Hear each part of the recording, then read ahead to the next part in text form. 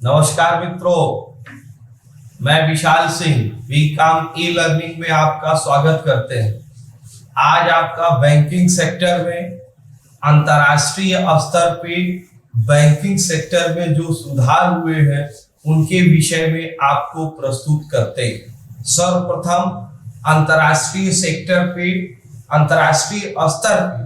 Banking sector को सुधार करने के लिए हम बेसल कमेटी बनाते हैं, जिसका नाम जानते हैं जो है BCBS।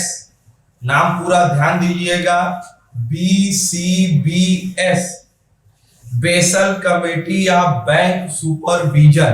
पहले इसको हमने बेसल क्यों नाम दिया?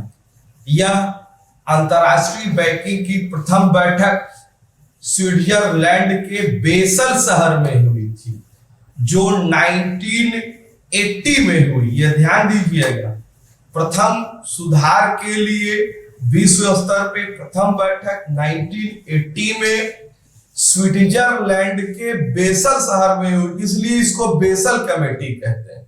बेसल कमेटी 3 रिपोर्ट आपको प्रस्तुत की, जिसके स्तर पे अंतरराष्ट्रीय सुधार हुआ। Basel first committee 1988, Basel second 2004, Basel third 2008। 3 है, तीनों को आप देख सकते हैं। Basel first 1988, Basel second 2004, Basel third 2008 में अपनी रिपोर्ट प्रस्तुत की। अब हम आपको बेसल फर्स्ट की रिपोर्ट प्रस्तुत करने जा रहे हैं, जिसमें बेसल कमेटी ने क्या अपने सुझाव दिए, जिस पर भारत ने उसे अपने यहां एक्सेप्ट किया। प्रथम कौन से बैंक ने एक्सेप्ट किया, इसके बारे में आपको बताई जाएगी।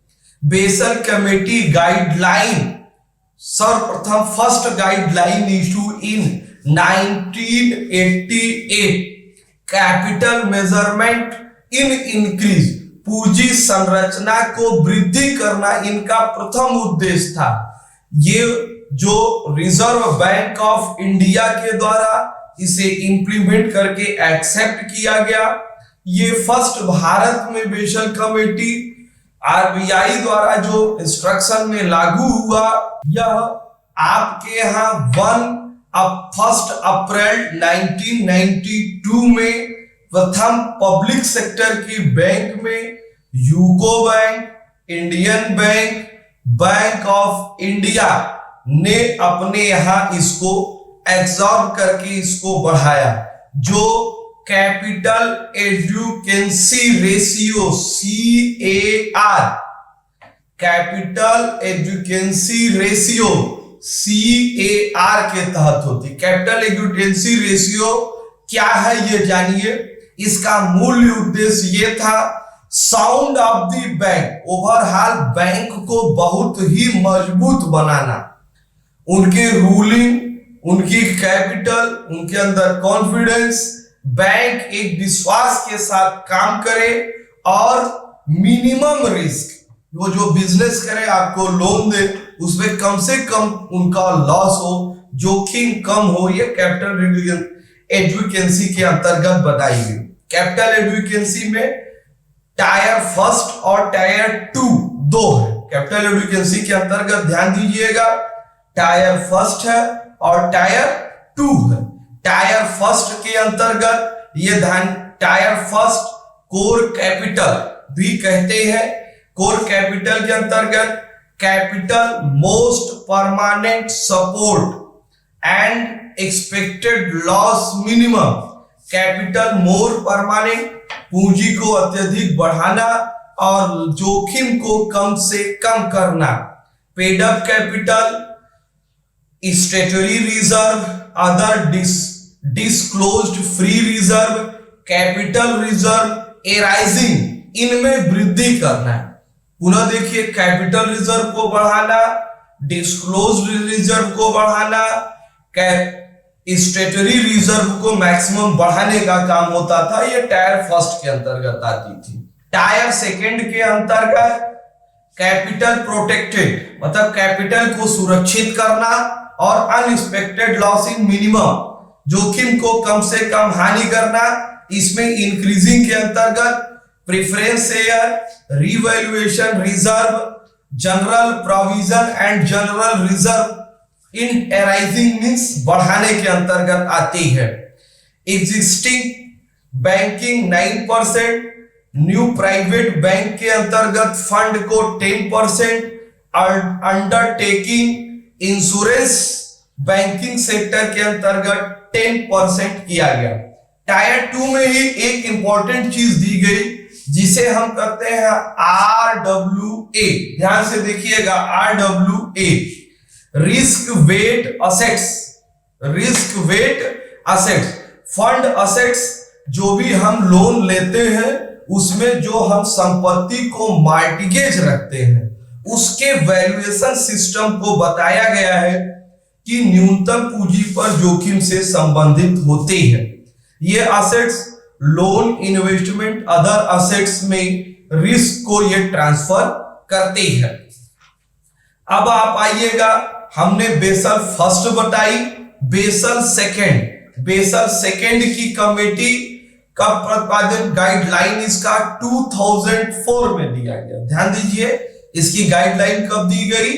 2004 में। इसके 3 परमानेंट गाइडलाइन है, 3 है। फर्स्ट है CAR capital adequacy requirement 8% real assets.